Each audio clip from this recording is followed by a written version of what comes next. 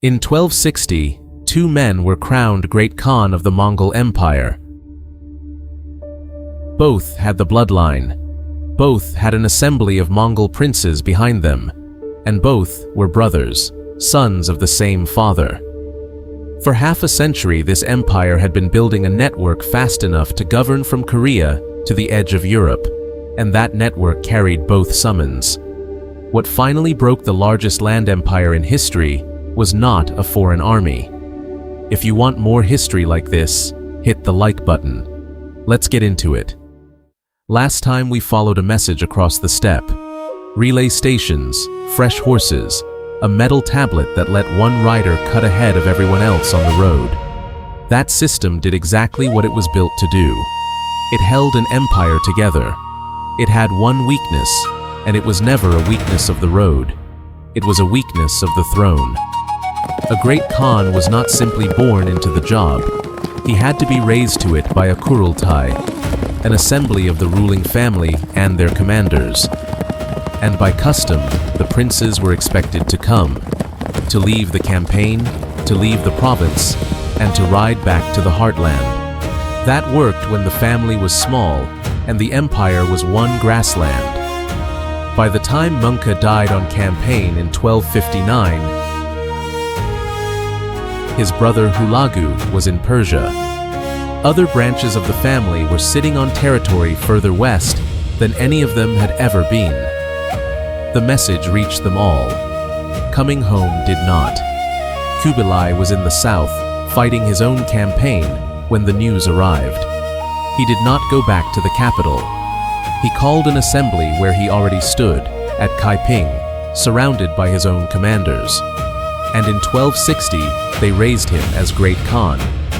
His younger brother, Ariq Böke, was in Karakorum. He held the capital, the treasury, and the heartland itself, and he had with him the princes who had actually done what custom asked. They raised him as Great Khan in the same year. Here is the part that gets flattened in most retellings. This was not a usurper against a rightful heir. Both had a real claim, and each was reading the same tradition in a different direction. One saying legitimacy comes from the men who elect you, the other saying it comes from the place and the family you elect in. There was no higher authority left to settle it. The only thing above a Great Khan was another Great Khan.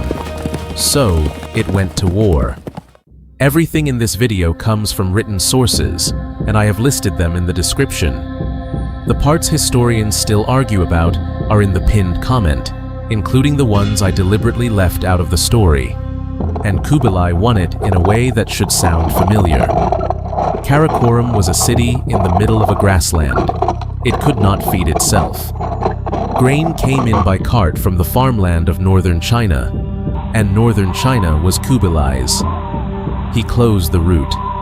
No battle takes a capital the way an empty granary does.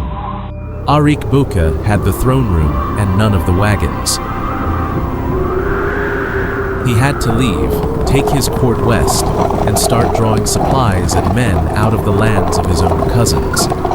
He installed his own man over the Chagatai territory to keep those supplies coming, and that man turned on him within a few years. By 1264, he had nothing left to hold and rode back to submit to his brother. Kubilai had the title.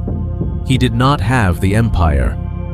2 years earlier, two other branches of the family had already gone to open war with each other in the Caucasus. Mongol armies against Mongol armies, with nobody pretending it was anything else. After 1264, the four great divisions simply stopped acting like parts of one thing. Each kept its own roads, its own relay stations, its own Khan. The network never collapsed, it just stopped joining up. Stations near the borders kept their jers and their corrals and stopped getting horses, and a tablet that opened every road on the continent turned into a piece of metal that worked in one khanate and meant nothing in the next. The Mongols were never conquered. They inherited the largest empire on earth and then divided it among themselves until there was nothing left to inherit. If you haven't seen how that empire was held together in the first place, That video is on screen now, and it makes this one hurt a lot more.